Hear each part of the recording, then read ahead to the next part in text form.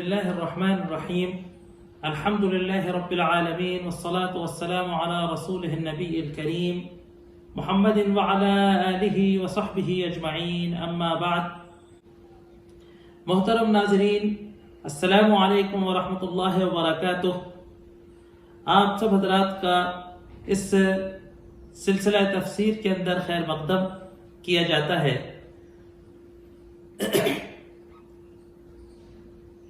جیسا کہ آپ حضرات جانتے ہیں کہ ہمارے اس چینل کے ذریعے انشاءاللہ تفسیر قرآن کا سلسلہ شروع کیا جا رہا ہے، اور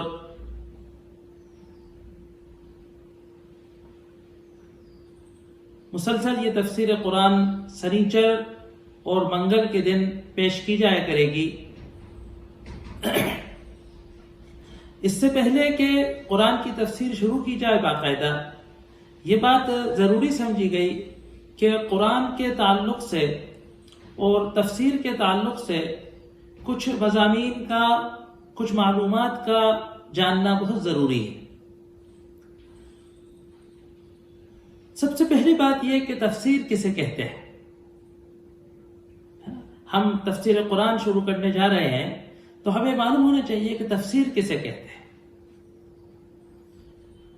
تفسیر کا مطلب عربی زبان میں کہتے ہیں فسر یفسرو، کسی چیز کی تفسیر کو بیان کرنا، کسی چیز کی تفصیلات کو بیان کرنا، کسی چیز کی حقیقت کو، ماہیت کو بیان کرنا. شروع زمانے میں صحابہ کرام رضوان اللہ علیہم اجمعین کے زمانے میں لفظ تفسیر کے بجائے لفظ تعویل استعمال ہوا کرتا تھا. بعد میں علماء نے تفسیر ایک باقاعدہ فن بن گیا، اور تفسیر و تعویل میں ایک چھوٹا سا باریک سا فرق ہے. تفسیر کہی جاتی ہے کسی چیز کے معانی کو، الفاظ کی تشریحات کو، لغوی تشریحات کو بیان کرنے کو، اور تعویل کہا جاتا ہے قرآن کی آیت کی جو امپلیمنٹ ہے، جو مصداقیت ہے، اس کو بیان کرنا. مثال کے طور پر کہ قرآن میں کوئی آیت آئی کہ وہ لوگ کہ جو اپنے پیسے کو اس طریقے سے خرچ کیا کرتے ہیں، تو مفسر نے بتایا، حدیث نے بتایا، صحابی یا تابعی کی کسی اثر نے بتایا کہ اس سے مراد فلاں صحابی ہیں، اس سے مراد فلاں واقعہ، یا اس کی تعویل فلاں انصاری کا وہ واقعہ ہے. یا کوئی آیت نازل ہوئی تو مفسر نے، محدث نے، صحابہ کرام نے یا کسی اثر نے ہم کو بتایا کہ صاحب یہ واقعہ غزوہ بدر سے متعلق ہے، یا یہ صاحب صلح حدیبیہ کی اس فلاں فتح سے متعلق ہے، فلاں غزوے سے متعلق ہے، تو یہ اس کی تعبیر ہے. بہت باریک سا فرق ہے، دونوں الفاظ ایک دوسرے کی جگہ استعمال کیے جاتے ہیں. لفظ تعویل کا مطلب سمجھنا بہت ضروری ہے، کیونکہ ہمارے یہاں تفسیر کی کتابوں کے اندر، احادیث کی کتابوں کے اندر لکھا آتا ہے کہ اس کی تعویل یہ ہے. کیونکہ عام طور سے معاشرے میں جو لفظ تعویل مستعمل ہے وہ فقہ والی تعویل کا لفظ مستعمل ہے. فقہ میں کہا جاتا ہے کہ صاحب اس کی تعویل یہ ہے، اس کا مطلب یہ ہے، تو عام طور سے اس کا مطلب یہ سمجھا جانے لگا ہے کہ تعویل کا مطلب یہ ہوتا ہے کہ ہمارے فقہ کے مسلک کے خلاف جو حدیث آ رہی ہے اس کو ماننے کے بجائے، اس حدیث پہ عمل کرنے کے بجائے ہم فقہ کے مسلک پہ عمل کرنا ہے اور دوسرے والی حدیث کے مطلب کو توڑ مروڑ کے بیان کرنا ہے. یہ تعویل کا عام طور سے غلط فہمی کے تعلق سے مطلب بیان کیا جانے لگا ہے. کچھ منمانی کرنے والے فقہا نے کبھی کبھار ان سے غلطی سے ایسا ہو بھی گیا ہوگا، لیکن تعویل کا اصل مطلب ہوتا ہے کہ بظاہر جس حدیث کا مطلب کچھ اور لگ رہا ہو، ان دونوں حدیثوں کو سامنے رکھ کر ان میں کوئی تعویل کی جائے تاکہ دونوں حدیثیں باقی رہیں. خیر وہ تو ایک الگ فن ہے، وہ ایک الگ موضوع ہے، کبھی اس پر بات ہوگی. بڑی مزے کی بات ہوئی، ہمارے ایک دوست ہے، کہنے لگے کہ صاحب آپ ایک بات بتائیے کہ قرآن تو ایک جلد میں ہے اتنا موٹا، اور تفسیر اس کی علماء نے لکھی ہے تو 30 جلدیں ہیں، اتنی موٹی الماریاں بھر کر آپ کے پاس، تو یہ تفسیر کہاں سے آ گئی؟ تو کچھ حضرات نے اس طریقے سے سمجھا کہ گویا تفسیر جو ہے وہ بعد کے لوگوں نے اپنے من گھڑت سے، اپنے من مانی جو ہے قرآن میں چیزوں کو جوڑ دیا ہے.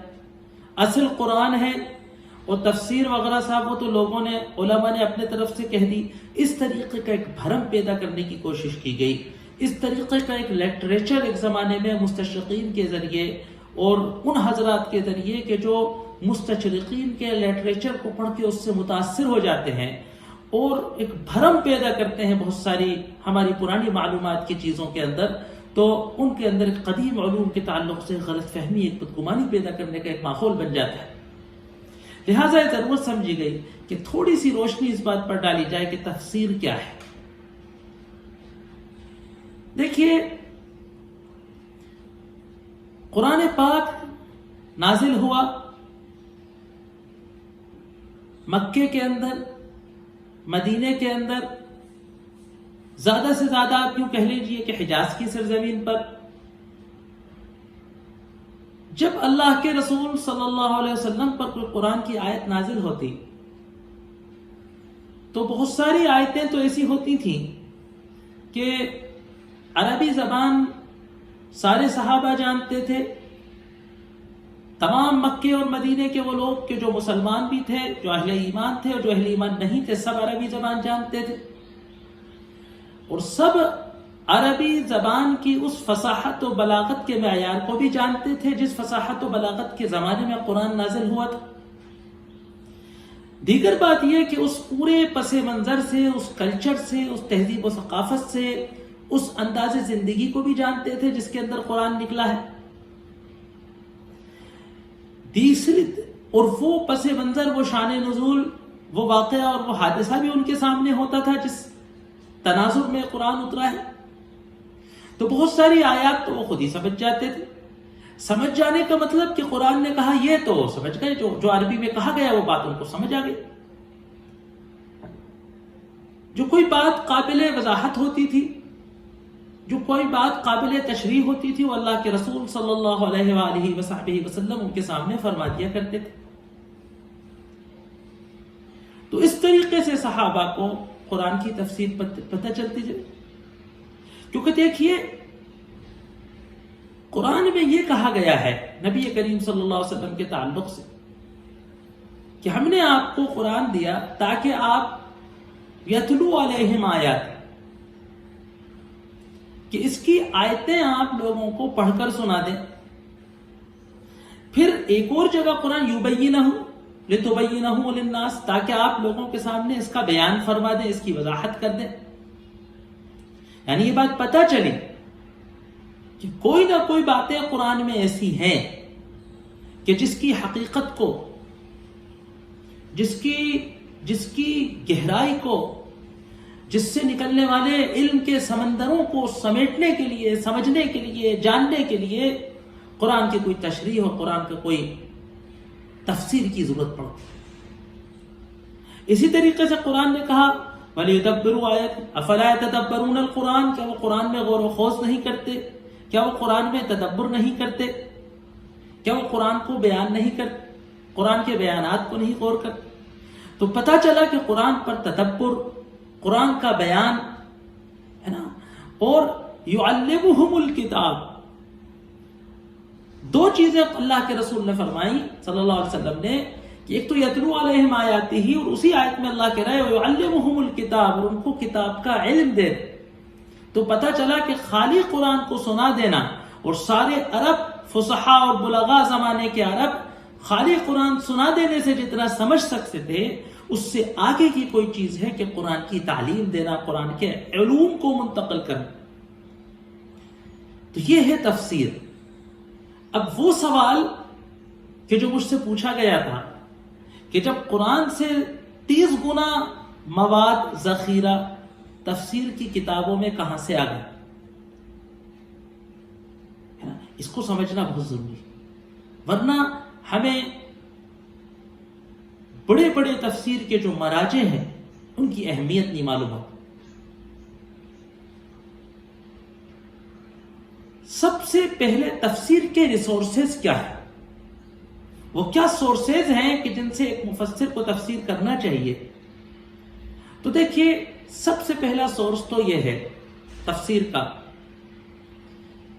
کہ اللہ کے رسول صلی اللہ علیہ وآلہ وصحبہ وسلم نے جس بھی قرآن کی آیت کی کوئی وضاحت فرمائی ہے، کوئی تفسیر فرمائی ہے، کوئی تشریح فرمائی ہے، تو سب سے پہلا ذخیرہ قرآن کی آیت کا وہ ہوتا ہے کہ جو اللہ کے رسول صلی اللہ علیہ وسلم نے اس کی تشریح فرمائی۔ تو تفسیر کی کتابوں میں مفسر احادیث جمع کرتے ہیں، اس آیت یا اس مسئلے یا اس حکم سے متعلق جتنی روایات ان کو ملتی ہیں وہ جمع کرنے کی کوشش کرتے ہیں۔ دوسرا جو سورس ہے اس کا وہ اقوال صحابہ۔ ظاہر سی بات ہے صحابہ کی جماعت ایک ایسی جماعت تھی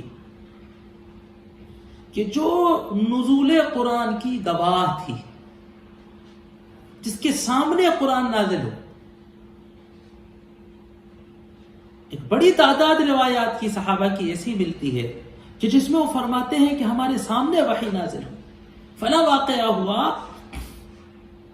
اور اللہ کے رسول صلی اللہ علیہ وسلم پر نزول وحی کی کیفیت ہوئی، ہمارے سامنے وحی نازل ہو۔ بہت سارے صحابہ اس طریقے کی روایات کرتے ہیں مختلف موضوعات سے تعلق۔ تو صحابہ نزول قرآن کے گواہ تھے، وہ اس پوری کیفیت سے، اس پورے پس منظر سے، اس پورے شان نزول سے بخوبی واقف تھے، براہ راست واقف تھے، بغیر کسی کے نقل کے۔ وہ قرآن کی آیت کے مصداق کو، مطلب کو سب سے زیادہ سمجھ سکتے تھے۔ چنانچہ صحابہ کرام نے اپنے اپنے دور میں اپنی اپنی ضروریات کے مطابق جب ان سے کچھ سوالات پوچھے گئے یا جب انہوں نے اپنے تمام علوم نبوت کو جب آگے کی نسل میں تابعین کی طرف منتقل کیا تو صحابہ کرام کے اقوال نقل کیے گئے۔ اور زیادہ بڑا ذخیرہ تفسیر کا یہ ہے۔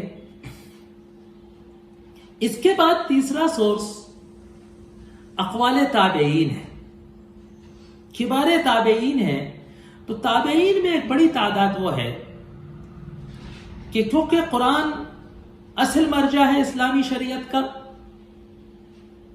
اسلام کو جاننے کا، ایمان کو جاننے کا سب سے بڑا ذریعہ قرآن، بلکہ بنیادی اور مرکزی ذریعہ قرآن۔ اور قرآن کا علم سب سے زیادہ دنیا کے اندر صحابہ کے پاس۔ تو ایک بڑی تعداد تابعین کی وہ تھی کہ جو براہ راست کسی صحابی کے سامنے زانو تلمس طے کیا، دو زانو ہو کر کسی صحابی کے پاس باقاعدہ رہے، وہ برسوں صحابی کے ساتھ رہے اور ان سے قرآن کا علم، تفسیر کا علم سیکھا۔ ان تابعین نے پوری امت کے اندر تفسیر کا علم عام کیا، اور اس وقت جب علوم و فنون کی تدوین ہونا شروع ہوئی تو ان صحابہ کے، ان تابعین کے اقوال کو نقل کیا۔ بعض تابعین سے پوری قرآن کی تفسیر منقول ہے۔ بعض حضرت ابن عباس کے صحابہ روایت کرتے ہیں کہ میں نے ابن عباس سے آیتن الحمدللہ رب العالمین، سورہ فاتحہ سے لے کے سورہ ناس تک کا پورا قرآن کی ایک ایک قرآن کے بارے میں جو کچھ معلومات ہو سکتی تھیں وہ میں نے ان سے حاصل کی۔ اس کے بعد علم تفسیر میں کس چیز کی ضرورت پڑتی ہے؟ عربی زبان کی۔ بہت سے آج کل جدید حضرات قرآن کی تفسیر اور قرآن فہمی کے اندر بہت ایکٹیو رہتے ہیں، اور بہت اچھی باتیں ہونا بھی چاہیے، لیکن قرآن کی تفسیر کی کوشش یا قرآن کی تفسیر کو، قرآن کو سمجھنے کا دعویٰ کرنا عربی زبان کو جانے بغیر، اور خالی جانے نہیں، خالی جاننا نہیں، عربی زبان میں مہارت کے بغیر، یہ انتہائی بڑی غلطی ہے۔ قرآن عربی زبان میں نازل ہے، اور عربی میں بھی کیسا انتہائی فصاحت و بلاغت کا مالک ہے۔ ایسی صورت میں عربی زبان کی نزاکت کو جانے بغیر، عربی زبان کی فصاحت و بلاغت کو جانے بغیر، عربی زبان کی نحو اور گرامر، عربی زبان کی گرامر کی باریکیوں کو جانے بغیر کوئی شخص قرآن فہمی کا دعویٰ کرے یا مختلفی موضوعات کے اندر، اختلافی موضوعات کے اندر علماء سے ہٹ کر کوئی بات کرے، علماء سے اوپر کی بات کرے، علماء کی غلطیاں بیان کرے، تو یہ بڑی حیرت کی بات ہے، بڑی حیرت کی بات ہے کہ میں انگریزی نہ آتے ہوئے کسی انگریز پوئٹ کے بارے میں تبصرہ کروں، اس کی غلطیاں بیان کروں تو لوگ ہنسیں گے مجھ پر۔ لیکن عجیب بات ہے آج کل مرعوبیت کی کہ کوئی بھی بات انگریزی میں کہہ دو تو وہ قیمتی ہو جاتی۔ تو یہ بات ہمارے اس مجمع کو کہ جو قرآن فہمی کا شوق رکھتا ہے، جو قرآن سے محبت رکھتا ہے، جو قرآن کو سمجھنے کی کوشش چاہتا ہے، جو براہ راست قرآن سے دین کو، جو براہ راست قرآن سے ایمان کو حاصل کرنا چاہتا ہے، اس کو ایک بات یہ سمجھنا چاہیے کہ براہ راست قرآن سے جڑنے کا مطلب ہرگز یہ نہیں ہے، براہ راست قرآن سے جڑنے کا ہرگز مطلب یہ نہیں ہے کہ ہم علماء کی بے خونی کریں۔ یہ ایک چیز ہے، اس کی طرف بہت توجہ دینا چاہیے، ورنہ ہماری ساری محنت کافور ہو جاتی۔ تو قرآن عربی زبان میں ہے، عربی زبان کی نزاکت کو جاننا، عربی کے اعتبار سے الفاظ کی تشریحات کو جاننا، لغت کی تشریحات کو جاننا، اور پھر اس سے آگے عربی لٹریچر، عربی زبان و ادب کے کون سے الفاظ، کون سی تعبیرات، کون سے صیغے، گرامر کا کون سے پیرائے میں جب کون سی بات کس طریقے سے کی جاتی ہے تو اس کا مقصد کیا ہوتا ہے، کون سے الفاظ، کون سی ترکیبات رضامندی کی دلالت ہے، کون سی ترکیبات اور کون سے اصطلاحات جو ہے یہ ناراضگی کا اشارہ کرتی ہیں، یہ سب۔ اس کے علاوہ جو ایک اور چیز ہے، شان نزول، اس کا جاننا بہت ضروری۔ تو ان تمام چیزوں کو مفسرین اپنی کتابوں میں جمع کرتے ہیں، کسی آیت سے متعلق اس کی تشریح کرتے ہیں، اس کی لغوی تشریح کرتے ہیں کہ صاحب یہ لفظ کیا ہے، لغت میں لفظ کیا ہے نا، اس کے مختلف جو عربی لغت کے اندر، ڈکشنری کے اندر معانی ہو سکتے ہیں وہ بیان کرتے ہیں۔ پھر ایک بہت باریک فن ہے، ایک بڑی نزاکت ہے کہ اس زمانے کی شاعری کو جاننا، اس زمانے کی عربی ادب کو جاننا جس زمانے میں قرآن نازل ہوا تھا۔ دیکھیے اصل میں مثال کے طور پر قرآن کے اندر ایک لفظ آیا سیارہ، قرآن کے اندر ایک لفظ آیا سیارہ۔ اب سیارہ کا لغوی مطلب ہے چلنے والی چیز، سارا یسیر و سیرن، چلنے والی چیز۔ اور کسی چھوٹے سے بچے سے، آج 4 سال کے بچے سے سڑک پر چلتے چلتے راستہ روک کے پوچھیے کہ بیٹا سیارہ کا مطلب جانتے ہو، سیارہ کسے کہتے ہیں، تو آپ کے ارد گرد کھڑی کسی بھی کار کو، بس کو، ٹرک کی طرف اشارہ کر کے کہے گا صاحب سیارہ اسے کہتے ہیں۔ لیکن وہ حضرات کہ جو عربی زبان کی نزاکت کو نہیں جانتے، کیا وہ قرآن میں آئے ہوئے لفظ سیارہ کا ترجمہ کار کر دیں گے؟ اور کچھ لوگ ایسی نادانی کر دیتے ہیں، اس جیسی نادانیاں۔ اب یہ سمجھنا ضروری ہوگا کہ جس وقت قرآن نازل ہوا ہے اس وقت عربی زبان کے اندر اور عرب لوگ اپنے ماحول و معاشرے کے اندر سیارہ کسے کہتے تھے۔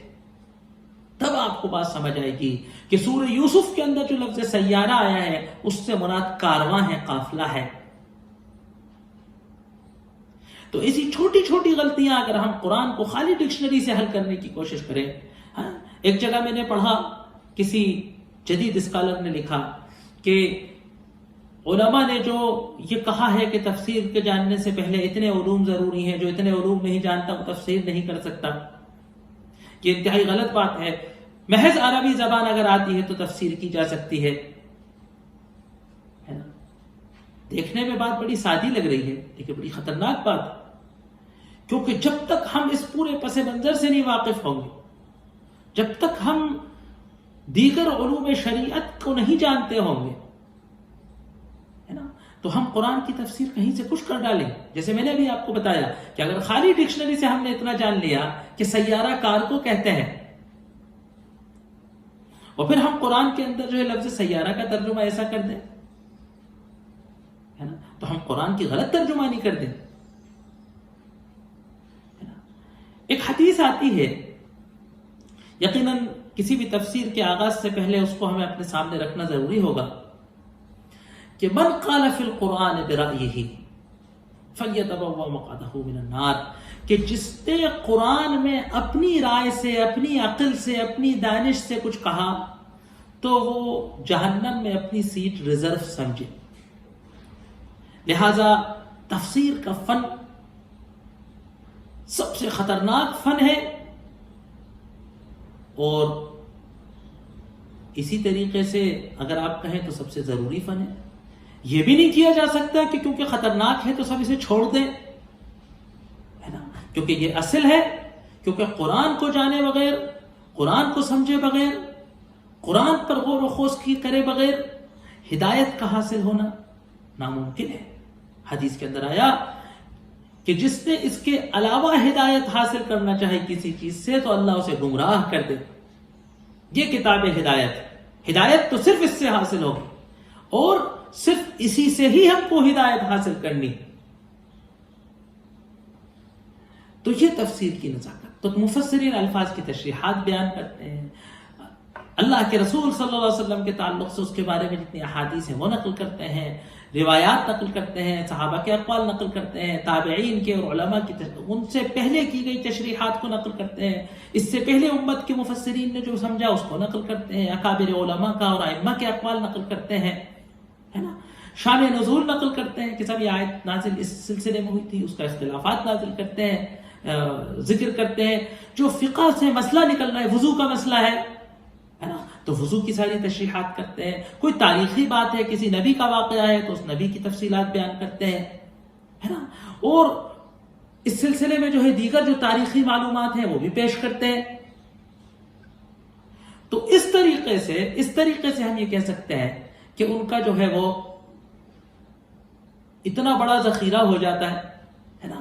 تو لوگ کیا سمجھتے ہیں کہ صاحب قرآن میں اپنی رائے سے ہر کچھ کیا بیان کر کے اتنی موٹی تفسیر کی کتابیں کر دی، ہے نا. تو یہ تمام وہ معلومات ہیں، یہ تمام وہ علوم ہیں کہ جن کی وجہ سے تفسیر کی یہ کتابیں تیار ہوتی. تفسیر کا آغاز اللہ کے رسول صلی اللہ علیہ وسلم کی زندگی سے ہوا. ظاہر سی بات ہے آپ صلی اللہ علیہ وسلم کی زندگی میں، آپ کی موجودگی میں کسی کو تفسیر کی ضرورت نہیں تھی. جہاں کوئی تفسیر کی ضرورت پڑتی تھی صحابہ کرام رضوان اللہ علیہم اجمعین رجوع فرماتے تھے. تو آپ سے وہ تفسیریں منقول ہیں کہ جو آپ سے صحابہ نے پوچھی، یا خود آپ کو یہ محسوس ہوا کہ اس کی کوئی تشریح و وضاحت ضروری ہے. آپ صلی اللہ علیہ وسلم کی اس دنیا سے رخصت ہو جانے کے بعد صحابہ کرام رضوان اللہ علیہم اجمعین نے جس طریقے سے آپ کے دیگر علوم کو، آپ کی احادیث کو امت تک پہنچایا، قرآن کو امت تک پہنچایا، اسی طریقے سے قرآن کی معلومات کو، قرآن کی تشریحات کو بھی امت تک پہنچایا. اور صحابہ کے زمانے میں باقاعدہ تفسیر ایک عمل ہو گیا، اور 3 رخ تفسیر کے سامنے آئے، 3 مرکز تفسیر کے بنیادی طور سے سامنے آئے، جس کو مدرسہ تفسیر کہا جاتا ہے، جس طریقے سے کہ جس کو ہم جو ہے اسکول آف تھاٹ کہتے ہیں. ایک مکے کا مدرسہ، یعنی جس میں حضرت ابن عباس کے صحابی ہیں. مدینے کا مدرسہ جس میں حضرت ابی ابن کعب کے شاگرد ہیں. اور ایک کوفے کا مدرسہ جس کے اندر حضرت علی بن ابی طالب رضی اللہ عنہ اور جو ہے حضرت عبداللہ ابن مسعود کے شاگردوں کا. یہاں سے تابعین کے دور میں باقاعدہ تفسیر کا ایک فن شروع ہوا کہ صاحب یہ فلاں فلاں صحابہ کے شاگرد ہیں، یہ فلاں فلاں صحابہ کے شاگرد ہیں، اور پھر عوام الناس کا رجوع ان کی طرف ہونا شروع ہوا، اور تفسیر ایک باقاعدہ ایک علم کے طور پر، ایک فن کے طور پر تفسیر سامنے. جب پہلی صدی ہجری کے اندر علوم کو لکھا جانا شروع کیا، ہاں ایک بات بہت اہم اور جاننے کی ہے، حدیث کے سلسلے سے جب کبھی گفتگو ہوگی تو اس وقت یہ بات بیان کی جائے گی کہ ایک بڑی غلط فہمی پیش کی جاتی ہے مستشرقین کے تعلق سے اور مستشرقین کے پرورداؤں کے تعلق سے کہ صاحب اللہ کے رسول صلی اللہ علیہ وسلم کا انتقال وفات تو 11 ہجری کو ہوئی، اور صاحب بخاری 250 ہجری میں لکھی گئی، تو صاحب یہ تو گیپ ہو گیا۔ اس کی تاریخ کو اجھل کر کے اس کو اس طریقے سے بیان کیا جاتا ہے تو ایک بات جاننا بہت ضروری ہے کہ عرب امی قوم تھے۔ امی کا مطلب کہ عرب لکھتے نہیں تھے، ان کا سارا علوم زبانی تھا، ان کا سارا علم زبانی تھا، سینوں کے اندر محفوظ تھا، اور نسل در نسل وہ روایت سے نقل ہوتا تھا۔ 100 اشعار کے قصیدے نقل ہوتے تھے۔ تو ساری عرب تاریخ، ساری عرب روایات، ساری عرب شاعری، سارا عربی ادب، سارے عربی اخبار و واقعات، کہانیاں اور قصے، قومی ترانے، جنگیں، ہے نا، سارا عرب کا جو معمول تھا، سارا عرب کلچر زبان سے ایک دوسرے سے منتقل ہوتا تھا۔ لہٰذا احادیث بھی اسی طریقے سے منتقل ہوئی، اور تفسیر کی روایات بھی اسی طریقے سے تابعین سے، صحابہ سے تابعین کی طرف منتقل ہوئی۔ لیکن جب دور اسلام آیا اور جب خلفائے راشدین آئے اور اس کے بعد پھر اموی حکومت آئی اور اسلام حکومت بنی، اور عربوں کے اندر تعلیم و تعلم اسلام کے نتیجے میں عام ہوا، اور اللہ کے رسول صلی اللہ علیہ وسلم نے تحریر سیکھنے کی طرف توجہ دی۔ غزوہ بدر کے اسارہ سے، جو غزوہ بدر کے کافر قیدی تھے، ان کی رہائی کی جو شرطیں تھیں کہ بھئی آپ فدیہ دیجیے، اتنے روپے دے کر اپنے آپ کو چھڑا لیجیے، اس میں سے ایک یہ تھا کہ جو اس میں سے لکھے پڑھے لوگ تھے، جن کو لکھنا آتا تھا، ان سے کہا گیا کہ آپ مدینے کے 10 بچوں کو لکھنا سکھا دیجیے، آپ مدینے کے 10 بچوں کو لکھنا سکھا دیجیے، تو آپ کو جو ہے رہا کر دیا جائے گا، آپ کو آزاد کر دیا جائے گا۔ تو گویا تحریر کے طرف اللہ کے رسول صلی اللہ علیہ وسلم نے سب سے پہلے عرب کی سرزمین میں توجہ دی۔ اس کے نتیجے میں اسلام کے اندر تعلیم و تعلم عام ہوا۔ جب یہ تعلیم و تعلم عام ہوا تو تمام علوم و فنون جب لکھے گئے دوسری صدی کے اندر، تو تبھی تفسیر بھی لکھی گئی، تبھی حدیث بھی لکھی گئی۔ تو اس طریقے سے یہ چھپی کتابیں ہمارے پاس بعد میں آئیں۔ کیوں؟ کیونکہ اس سے پہلے علم روایت سے منتقل ہوتا تھا، اور روایت سے علم کا منتقل ہونا انتہائی نازک چیز تھی۔ یوں سمجھیے کہ اس سے زیادہ کھری چیز تھی جس میں راویوں کی لائف اسٹڈی کی جاتی۔ تو اس طریقے سے پھر یہ علم باقاعدہ تابعین کے زمانے میں بنا۔ اس کے بعد جو ہے وہ باقاعدہ دوسری اور تیسری صدی تک تفسیر ایک باقاعدہ علم ہو گیا، تمام علوم میں ایک منفرد علم ہو گیا۔ آج اسلام کا کتب خانہ، اسلامی کتب خانہ آج تفسیر کی کتابوں سے بھرمار ہے، ضخیم کتابیں موجود ہیں۔ تو خیر تاریخ تدوین تفسیر ایک الگ موضوع ہے، کبھی گفتگو ہوئی تو انشاءاللہ اس پر ہوگی۔ اب اس وقت جو ہے ہم تفسیر شروع کرنے سے پہلے 2 چیزیں کی طرف آپ کی توجہ دلانا چاہتے ہیں کہ انشاءاللہ وقت پورا ہو رہا ہے، ہم اس سے پہلے کہ تفسیر کا آغاز کریں، باقاعدہ سورت شروع کریں، کچھ ایسی قرآن کی معلومات ہیں، قرآن کا تعارف، قرآن کے تعلق سے کچھ ایسی بنیادی معلومات ہیں جس کا جاننا کسی بھی تفسیر کرنے والے اور سننے والے کے لیے ضروری ہے۔ اس سے ہمیں قرآن کی آیات کو جگہ جگہ سمجھنے میں مدد ملے گی، جیسے کہ قرآن کیا ہے، قرآن کہتے کسے ہیں، قرآن کی ڈیفینیشن کیا ہے، قرآن کا زمان نزول کیا ہے، شان نزول کسے کہتے ہیں، مکی اور مدنی قرآن کا کیا مطلب ہے۔ تو تھوڑی سی کچھ قرآن سے متعلق بیسک معلومات جس کو کہتے تھے تعارف، انشاءاللہ پیش کرنے کی کوشش کی جائے گی۔ خادم انشاءاللہ مکمل محنت اور پابندی کرنے کی کوشش کرے گا۔ آپ حضرات سے ایک چھوٹی سی گزارش ہے، آپ حضرات سے ایک چھوٹی سی درخواست ہے کہ اس سلسلے تفسیر سے پورا فائدہ اٹھانے کے لیے ایک شرط ہے کہ آپ ہمارے سلسلے کو پابندی سے فالو کریں۔ ہوتا کیا ہے کہ گیپ سے بیچ میں ناغہ کر دیں، اور ادھوری بات اگر سنتے ہیں ہم تو کوئی بات غلط کبھی سمجھ آ جاتی۔ ہم نے کوئی گفتگو کری کسی آیت کے تعلق سے، بات ادھوری رہ گئی، دوسرے لیکچر کے اندر دوسری نشست میں اس کی مزید بات کی گئی، آپ نے سنی اور آپ ادھوری بات سمجھ گئے، اور قرآن میں ہم کچھ غلط سمجھ جائیں، قرآن کی بات میں ہمیں کوئی مغالطہ ہو جائے تو بڑی نازک بات ہے۔ تو انشاءاللہ اس بات کی کوشش کی جائے گی، پوری حد طاقت جو کچھ محنت ہے قرآن کی تفسیر میں جو کرنا چاہیے اس کی کوشش کی جائے گی تاکہ حق ادا کیا جا سکے۔ باقی اللہ تبارک و تعالیٰ سے یہ درخواست ہے، یہ دعا ہے کہ اللہ تبارک و تعالیٰ جو ہے اس بات کی ہمت عطا کرے، توفیق عطا کرے، ہے نا، تائید کرے اللہ تبارک و تعالیٰ کہ یہ سلسلہ کامیاب ہو، اور یہاں سے جو بھی کچھ کہا جائے وہ ہدایت کی بات بنے، ہمارا کہنا اور آپ کا سننا اللہ قبول فرمائے۔ اللہ اس سلسلہ